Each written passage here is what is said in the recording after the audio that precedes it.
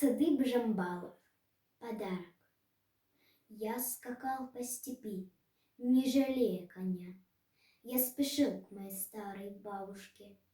Бабка в люльке мальчонкой качала меня, напевала мне лады ладушки.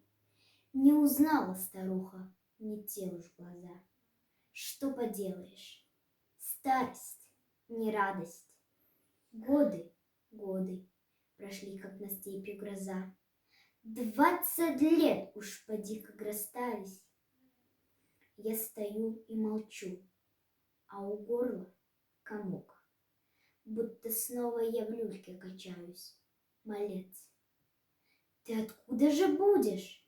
Спросила, сынок. Кто отец? У отца кто отец? Я уважил старуху, подробно о всех рассказал, перечислив по пальцам. Вот ведь дура-то, старая стала совсем. Как же, помню, любил подраться. И как в детстве к иссохшей груди я приник, сердце старое билось тревожно и глухо. Вон как вымахал парень-то, целый мужик. Молодец, не забыл старуху.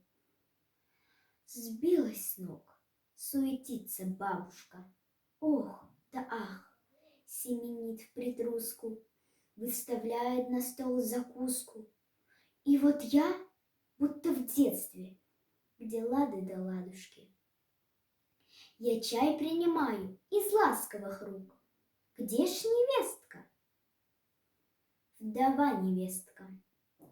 Сколько было за 20 лет разлук, а сынок в 41-м у Бреста. И целует меня сердешная, будто сына родного целует, а на улице тьма кромешная. Застоялся мой конь, балует.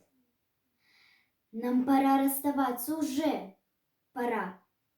А старуха опять суетится.